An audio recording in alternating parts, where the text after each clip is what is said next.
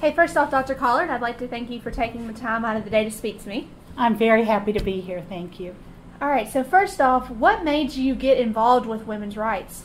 You know, my whole life I've been intrigued by women's equality or the inequality that we've faced. And I come from a family of 7 children, 5 sisters and a brother, so it was always a very women's rights kind of place for me. But I have a degree in political science, an undergraduate degree, and was very interested during that time. But more recently, I went to a workshop, and it was all of these women talking about the history of their women's centers on campus, and one had just been created, and one was about 5 years old, and one was 20 years old. And I thought, you know, there's still a place for it. We need it. And so I began looking into having a center based on the need for women to have a voice and a place where they can seek equality.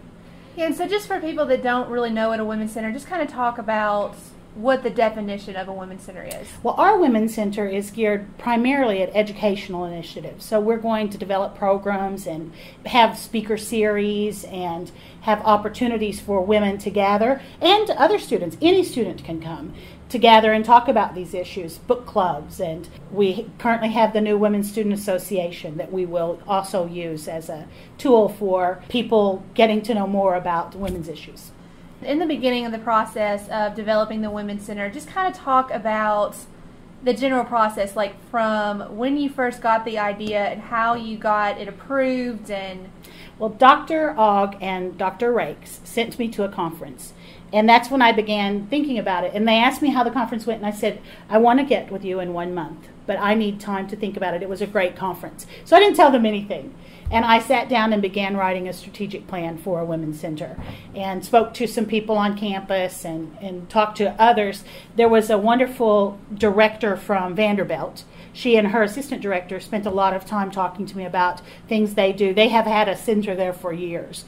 And so I took that information, I created a strategic plan, and I took it to Dr. Ogg and Dr. Rakes and suggested it, and boom, they said, yes, absolutely, it would be great. And we then spent another year about trying to find a location because our campus was rebuilding so many places, and you know, with the Fine Arts Center and Humanities, there was just no place.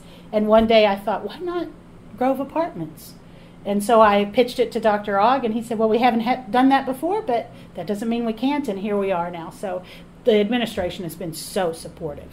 And is the Women's Center only open for women, or can anybody come? Oh, absolutely not. We have a lot of guys, actually, who'll just drop by and see what the center has to offer. Yesterday we had an open house, and about 10 of the students that came in were men. It's open to anyone, students, faculty, staff, anyone who has some sort of issue or question. If we don't have the answer here, we'll find the appropriate channel for answers. For instance, we have a wonderful program on campus called PSEP, and it's a organization that's meant to deal with violence against women, date rape, physical abuse, any sort of thing. And so when we have issues like that, boom, right, they go to PSEP. And so we're also a conduit for a lot of different programs.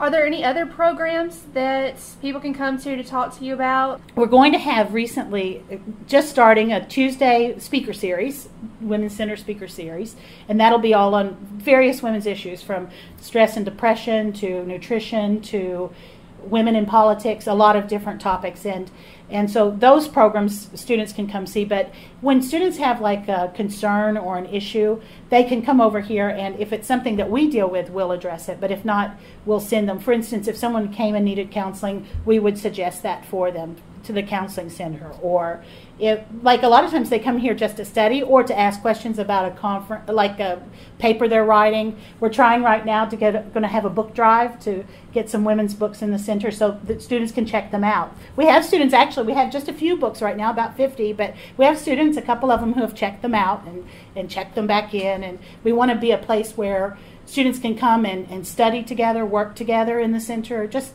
a nice, inviting place where students get to really connect with others who have similar interests.